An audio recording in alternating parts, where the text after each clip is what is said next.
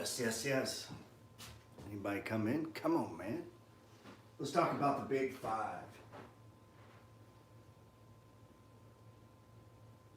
So as I was coming down here, man, I'm thinking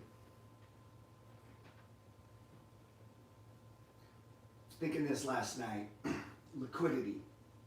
Yeah, it's a financial term, right? Someone said, what is your,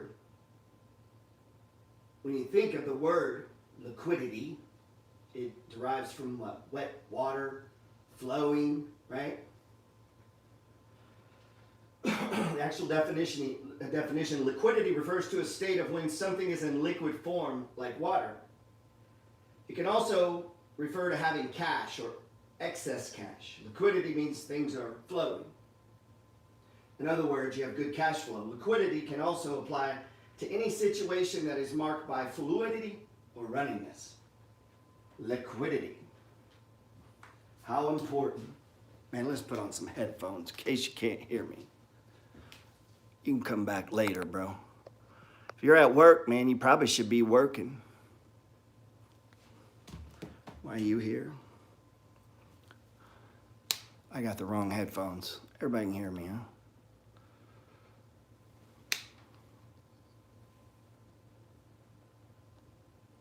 Come on, man.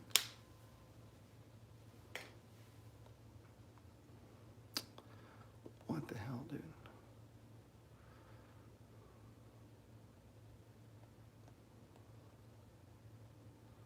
I lost my screen.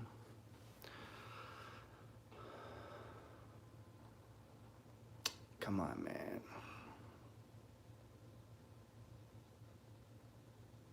What's up, man? Fixing to get going, but I lost my screen on Instagram. We'll bring it back.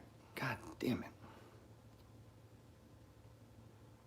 I don't know if it's a phone fucking dying. This phone's not that old, man. Is BTC on the move? I'm just gonna riff on the big five, man, how I look at shit, okay?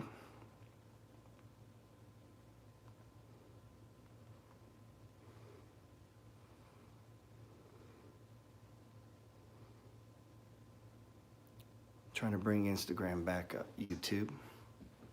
Now I gotta get my music going again. We'll skip the music.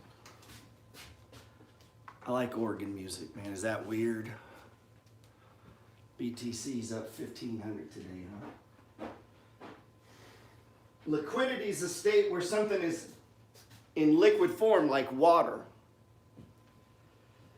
And it can also refer to having cash or excessive cash. Liquidity means things are flowing. In other words, you have good cash flow. Liquidity can also apply to any situation that is marked with fluidity. So if you're trading or you own a bunch of assets in the public market, these are public equity, right? When you go into, there's other markets, there's other businesses, there's other shit in the world to invest in.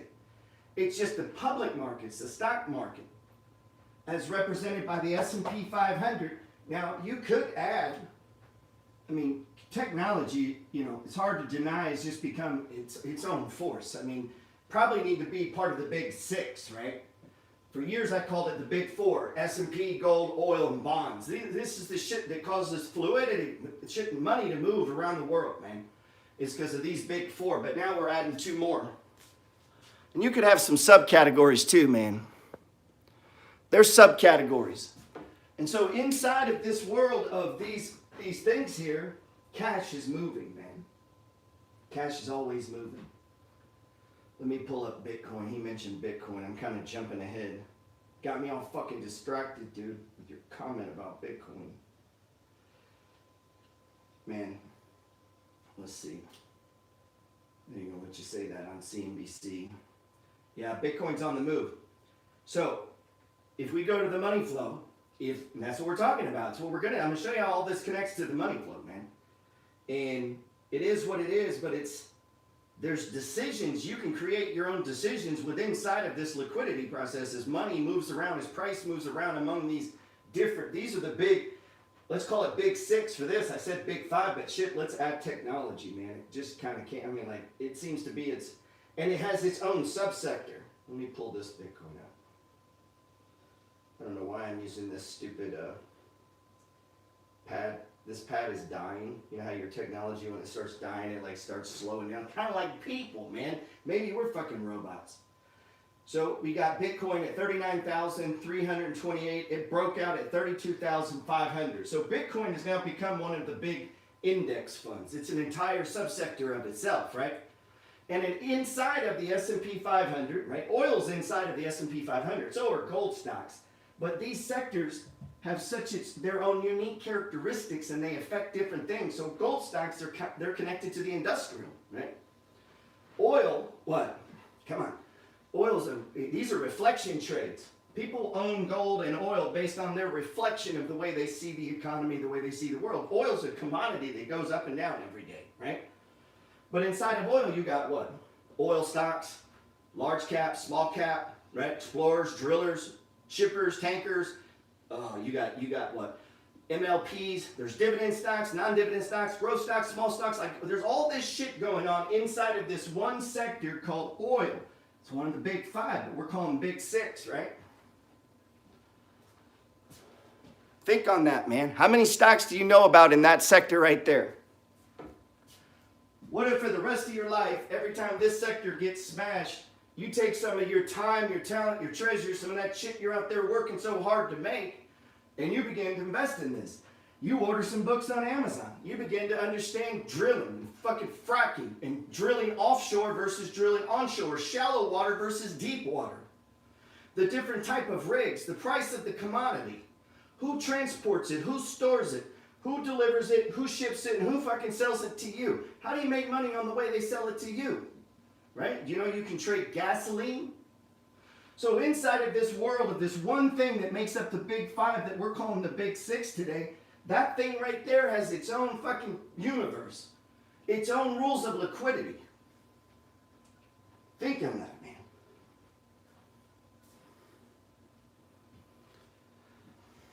Liquidity refers to a state where something is in liquid form, like water. It can also refer to having cash or excess cash flows. So if we look at oil right now, got me all fucked up with Bitcoin. I didn't forget that. I saw your name too. Where's oil right now? If we go look, 20-day moving average is turning, price is below it. What does that tell us? Like, think on that, man. What the fuck does that mean? Oil has stopped going up. Now it's starting to roll over and go down. And if we look at our pattern, we can do it for oil, right? We can do it for gold. We can do it for the S&P. We can do it for Bitcoin. We can do it for technology. Right?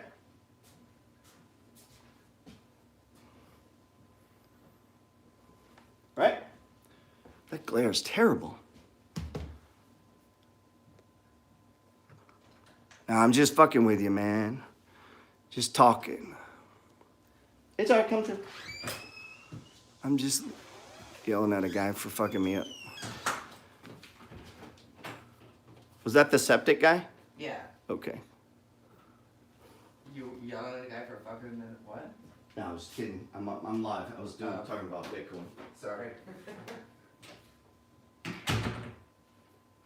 So as we look at the big 4 that we changed to 5 that now I'm calling 6, we're going to let technology, and here's why we're going to talk about technology. Inside of technology is predominantly growth, but not all growth. There's the Apples, right? If you go look at the big 10 of this index, Apple, Google, Microsoft, right? Same old shit, NVIDIA. You know these stocks. So you could buy an ETF, but let's say you got enough money. You don't need to pay the fee of an ETF. You just go buy 20 stocks that make it up, man. Now you're paying no management fee. So if a guy's got millions of dollars in this game, he don't have to pay any management fees. He can go look at what makes up the fucking ETF, go to M1 Finance, put in the money and buy the same shit. Now you got no fees on it, right? If you wanted to. Or the convenience, you just buy the ETF, right? ETF. Now you're invested in technology. What could you do on oil? XLE, right? Oh, but we could leverage it. Inside of all of these, the money flow is flowing. Bitcoin, bonds, gold, S&P, oil. Liquidity, cash going in, going out. Moving price up and down. Constantly looking for true value. All of these are looking for true value every day. Then we got the subsectors. If you've ever looked at the strategy I talk about, the dogs of the Dow, very easy strategy to get involved in the stock market. Those are going to all be right here. Maybe have a little oil in there, right? Maybe some bond exposure. You say, what is bond exposure? High yield stocks. Any stocks that produce dividends are interlocked, connected with bonds. You say, how is that? Interest rates. Interest rates. The Federal Reserve, with its mighty weight, its tweets, its emails, its messages, its looks, where it puts a period, can move this thing. Bonds. Easiest way to track that in a tradable fashion is the TLT. Let's pull that up. 20-year Treasury note. Now there's 1 year, 3 month, 5 year, 10 year. There's actual indexes you can follow that just literally track the fucking interest rate. If you want to do that, go on stock charts. You can put in the ticker, the dollar sign. But if we go look at bonds right now, what? It's been straight up. Now I've been right on that one. Also have it leveraged, have a 3 times trade with the TMF. Bonds are traditionally taught to make up a percentage of your portfolio and just hold them. So even if they go down, you hold them. And every so often, you balance. What is balance? Balance is a fancy way of saying you take money from the shit that's done well and you move that liquidity, which I'm not liquidity, remember? That was the opening theme. What's your liquidity right now? How much money you got in the bank? Just sitting there. You got enough? What's your liquid situation? If you don't have liquidity, how do you buy anything? We're on the boot camp site, man. I like to go live here because those other fuckers don't know about it, man. The S&P 500 in Peter's report, I call the wind. The wind. What is the wind? Well, if you're sailing a boat, you need the wind. If the wind's at your back, it's easy sailing. The wind. Easiest way to play that's the SPY. Fucking $1 trillion in that thing, man. SPY. Trillion. Go look. Why? This is America. It's America. Kathy Woods is making a case that this is America. This is a bet on American future. Disruption. Small cap growth. Penny stocks. Biotechs. Right? She's the godmother of innovation. And a bet on her fund is a bet on the future. Guess what? When the Federal Reserve starts to fuck with bonds, it's going to move this. When they begin to stabilize interest rates and raise them, guess what will happen? Companies that borrow money will start to go down. Those stocks will reprice as they cruise up and down, looking for true value. And so you have one or two options. Fear that or take advantage of that. And you need to make that plan in the beginning. So as you look at the big picture, when you step back and you begin to look at the big four, that I decided to change the big five that today we're calling the big six. S&P 500, gold stocks, oil stocks, bonds, Bitcoin, large cap tech. That's large cap tech. What are the subsectors? Growth, small cap growth, ramp, right? These are growth companies. Zillow may be a large cap now. But it's growth, right? Maybe it's medium. It's not part of this. Or it's not in the top 10% part. It could be in there now, I guess. May have misspoke there. Cryptos run off Bitcoin, right? Cryptos don't go up, Bitcoin doesn't go up. Now, I don't mean day to day. They're not connected permanently. But Bitcoin, if Bitcoin's not going up on stage 2, these are not going up on stage 2.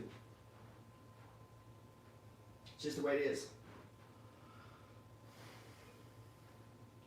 Penny stocks, cryptos. So if these are the big 6, and you just kept the numbers going, it would go 7, 8, 9, 10. And the lower the risk, they start up here. And as you go down the list, they become more volatile. Right? Gold's traded longer than Bitcoin. Even if it's outperforming, it's still traded less.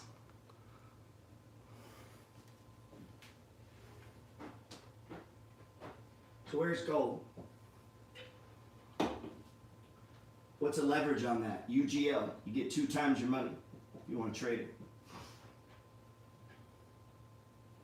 Why would you not want to trade it? Woo! Selling off today. Gold. Right over here. Trying to break out, pull them back. Ball's not lost. It's in a 1 or a 2, right? What are stocks inside of that? AUY is what I've been playing. Right? So inside of the sectors are what? Companies, stocks, doing different things. Liquidity, it's moving around. Rarely is it in all of these going up all at the same time. Rarely you're going to have all of these going up at the same time. Usually stocks and bonds, they may drift together, but there's going to be a disparity. There's going to be a separation in prices. One of these is going to get hot. One of these is going to get bad. Remember when oil stocks, remember when oil went to 0. 0 fucking dollars. It went to 0 and stopped. What do you do then? Well, same thing you did last time. Nothing. I don't know. You tell me. What'd you do?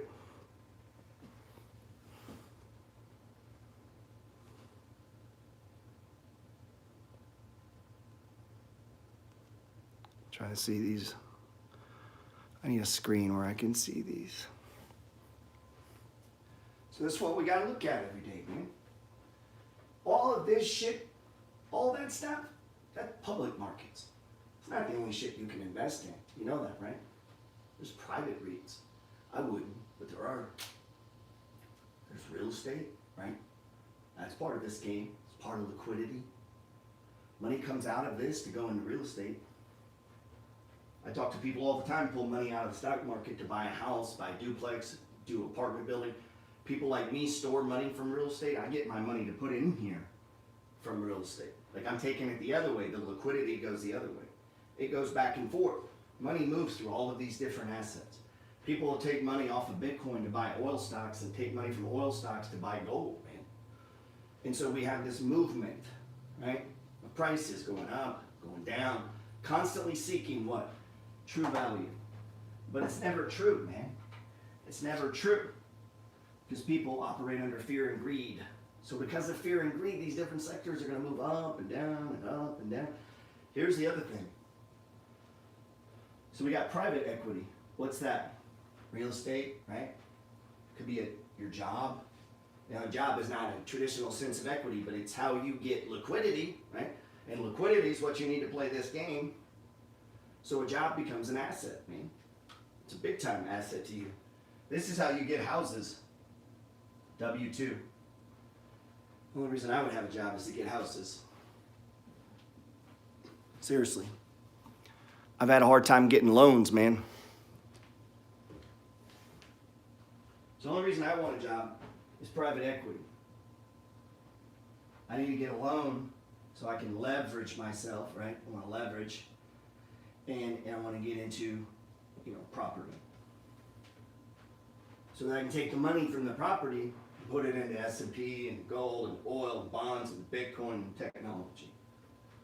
So I can take the money from the big hits in technology and want to buy a Rolex or buy a car, right? Buy something for the family, buy a house, take some profits out and go buy a rental property or an Airbnb that what gives me money to do what? Put back in stocks. So it's not a one, like sometimes I hear people say, I'm gonna take my money from, okay, no. You're taking some, you're not taking your fucking brain or knowledge, you're staying on that game and now you're allocating it to something else. You're doing both, man. It's not one or the other. You're in a constant state of doing all the above all the time. You get what I'm saying? So all the time I'm thinking about the big four that I changed to big five. Today we're calling the big six with the Q's, right? And maybe disruption wants to creep in there. I mean, how much money do we want to park in ARK? You should have some. Every time that thing gets crushed, you should be buying some that you just lock it away. They call it a hard wallet in crypto. I know guys talk to me all the time about hard wallet in your crypto. Oh, I need a hard wallet in my crypto. You might want a hard wallet in your dividend stocks. You know, meaning keep them, like hold them, let them do what they do. Let that compounding, it's going to double. You're going to just double your money every 5 to 7 years, man. So, you know what I'm saying? So if you're putting in hundreds, those hundreds get in 5 to 7 years, you're getting paid 100. The hundreds you put in now, 5 to 7 years, are paying you hundreds in the sense they go up. Dividend cash flows, appreciation, like overall, all this shit. Inflation, it goes higher. This stuff moves up. Housing prices, yeah, sometimes they come down, but over time they go up. Why? There's more people. More people are chasing these things, right? There's always new speculations. Small cap pharmas, cryptos, penny stocks, right? These game things, NFTs, collectibles. This is just part of human nature. And if you got an edge, you play that. But you got to limit it. If you're all in that, your risk and your return could be massive. But your risk could be devastating. So maybe just find a balance in that. Find a balance in that. And so you start to look from the top down, man. Inside of this is private equity. Inside of the S&P is Tilson Homes, land developers. Real estate has its own section, right? XLR.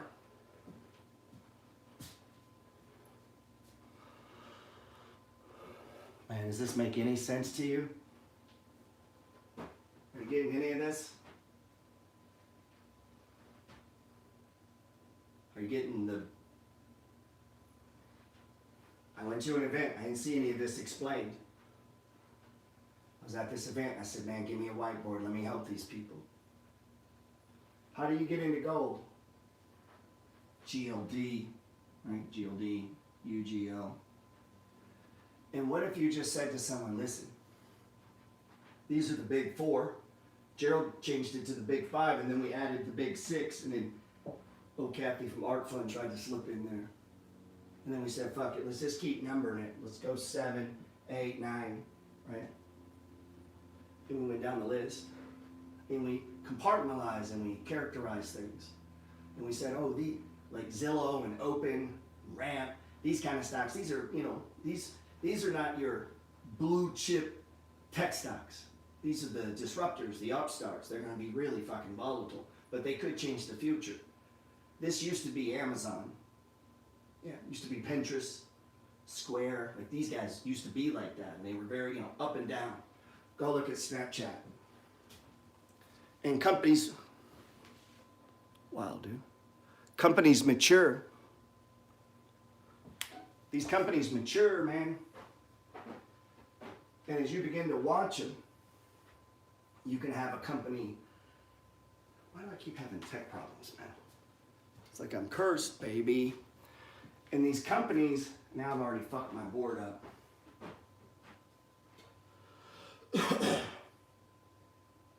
Okay, so you show someone this.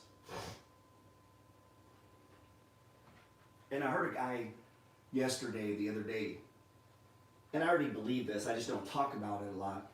And I actually kind of did this. He said, listen, if you have a very profitable business, you have to get money out of the business. Now I say this too, meaning you store it. The reason you store it is to protect the business. Yeah, you want to reinvest in your business. Yeah, you want to make things better. Yeah, you want to new thing. But you have to get some out to store up for protection. It's like insurance. And you want to put it in shit that's going to appreciate, it's going to grow. Yeah, maybe it goes a little up and down, but because you're consistently putting your time, talent, and treasure into these things, right? If to do all of the shit that I just said, like I spend a lot of time reading, looking, and observing. And that doesn't mean I get everything right, okay? It just means I have a little belief in things, right? Confidence. Like I've seen oil do this, 12 fucking times in my life. Runs up, goes down, runs up, goes down. Exxon's the best stock, worst stock, right? It's gonna lose its dividend, everybody hates it, and it goes up and down, up and down. Gold does the same thing. The cycles can be long though, long. They could be these 2 years of just fucking down, down, down, down, down, down, down. And then all of a sudden it turns. There's an oil shortage. That's how commodities work, right?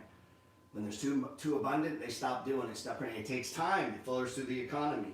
All of a sudden the price gets too cheap because things go too high, things go too low.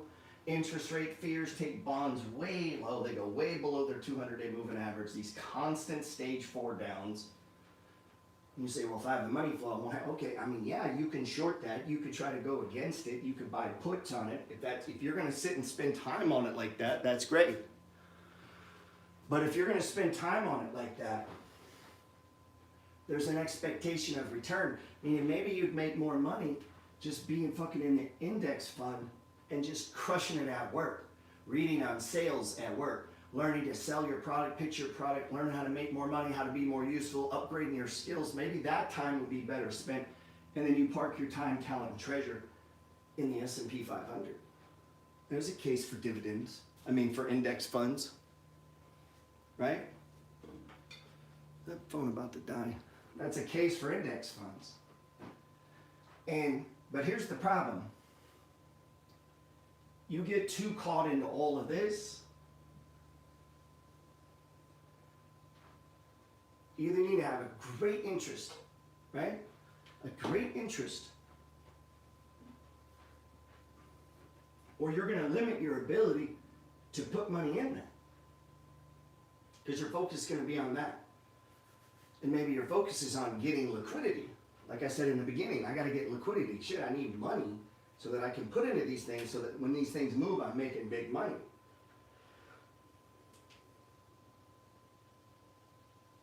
Where's our death? Liquidity refers to a state where something is in liquid form like water. It can also refer to having cash or access to cash. Liquidity means things are flowing. In other words, you have good cash flow. Liquidity can also apply to any situation that is marked with fluidity and runniness. And so, in other words, these things take money. We get that from a job, right? A job can provide all of that. A job can get you real estate deals, right? A job could help you fund a business, right? Maybe you have side businesses that all go into these things. Right? Maybe it is worth your time. These are the things we're looking at, man. Small cap. So as you look, this takes time. This is the part people miss. It takes time, right? Like one day you had an account, one day you didn't. Then you got an account. Well, having an account's no longer the problem, right? Now you put some money in the account. Okay, well, you bought some stocks. Maybe the stocks you bought, they go out of favor. Oil stocks go out of favor. Gold stocks go out of favor. Dividend stocks go out of favor. Bitcoin will go out of favor. Technology sometimes goes out of favor. 1 minute Kathy Wood's a genius. Next minute they're talking bad about her on CNBC. Why are they talking bad about her? Her shit went down. You got guys that own Bitcoin. There's dudes that own fucking billions. That owned it at 65. It went to 30. They went down billions. What do you think they did? You think they took money from other assets and rolled them to this? There's only so much money in the world. Where do you think it comes from? So the liquidity, the secret, my point is, the millionaire code. Time times amount times yield equals. So when you start playing this game, it's not a one-time thing. I put in 5,000, I see what happens. It's an all-the-time thing.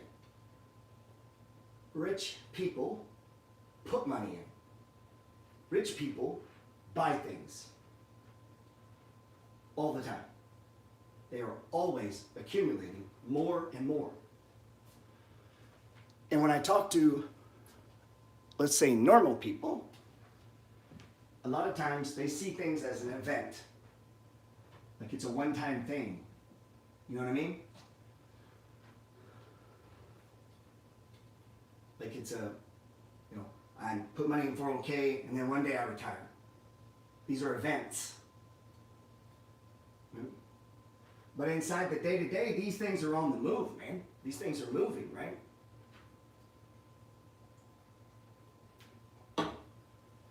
Man.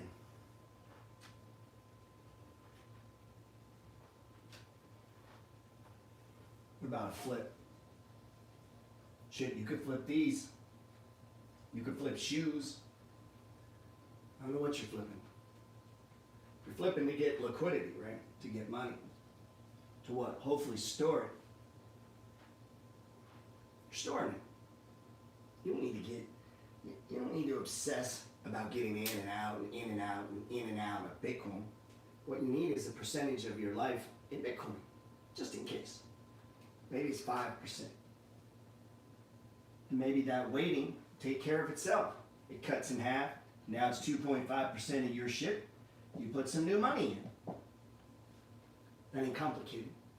What do you think ARC funds are doing? See, ARC funds, it's not a one-time thing. It's liquidity. The reason she's successful is there's a constant stream of fucking liquidity coming in. So she's constantly buying. If shit goes on sale, she starts buying more. If it runs up too high, she starts selling into it. But while she's doing that, there's constant liquidity coming in.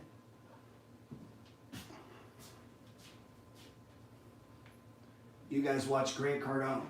I had a guy yesterday fucking with me. He said, "Oh, you're trying to be like Grant." I said, "Dude, I am a long ways from that dude. That dude is rich as fuck, man. I don't even talk about him. What are you talking about?" So I'm just showing you what I do, man. And but here's the thing about Grant Cardone. It's a constant state of fucking liquidity. In other words, if I just turn on a money stream for you, and I'm like, fill this bucket up, man. And when it gets full, fill this one up. And fill all those up. And if I don't turn that water off, what happens to all those buckets? People say, how do you, I mean, that's what getting rich is, dude. So the difference is the rich, the wealthy, or the really smart, the really frugal, or the people do it on purpose, because there's people doing it at all different levels, right? It's the amount of money that they committed to these things, because these things store value, man. People buy Bitcoin one of two reasons. A, store value. It's not a currency. Anybody with half a brain knows that. It gets taxed. The moment the IRS put a property tax on Bitcoin, it could no longer be a currency. People who still talk about that are dipshits. They just haven't studied. No, you can't, a currency can't be taxed on transaction. Meaning, if no one looks at you and goes, "Hey, how did you earn that dollar?" Like it's stupid. But Bitcoin, if you sell it, they want to know when you bought it, and they're going to tax you on the increase. So it can't be a currency, right? So we have to get past that stupid conversation. There's still people talking about that, though. It's like, dude, do you not understand taxes? Because taxes play into all this too, right? Now, this whole thing going on here, remember we said private equity. What's private equity? Businesses. You own a fucking tattoo shop, 3 restaurants. So I talked to a guy yesterday, he owned food trucks. Private equity. That's his equity. He had a partner. He said his brother, I think. That's equity, right? What equity produces what? Liquidity, hopefully. It's going to produce revenue, cash flow, right? We talked about liquidity is constant cash flow. As that money comes in, what did I say? I don't give a fuck what business you're in, you are going out of business. When you build a house, it starts to deteriorate. That's the way of the universe. The day you were born, the clock started for you to die. Everything in the universe is ticking to zero. That confuses people. They say, well, goddamn. I said, yeah, guess what that means? Constant state of liquidity, money in. Go buy a fucking house. I'm buying a house right now, it's 171 years old. How much liquidity, assets, resources, money went into this property over the last 170 years? How much money did this thing eat? And yet inside of that idea that it ate money, it made people money. Through rents, right? Could have. Or protected people, gave them a place to live.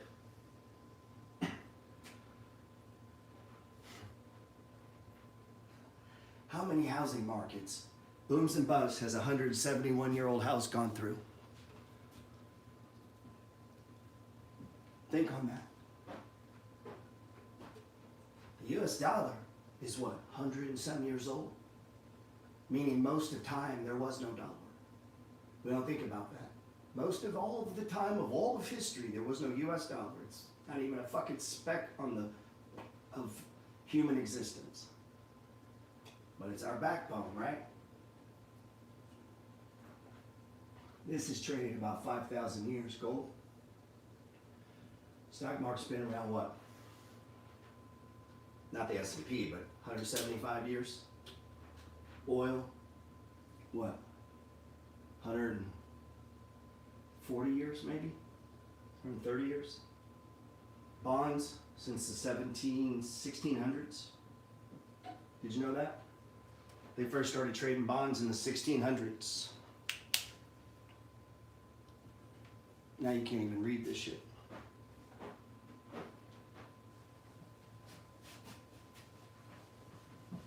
But you got to memorize, right? So I want you to come up here and draw this. Tell me all about it. We'll go through the subset, everything I just did. So then you got it memorized. Right? You got it memorized?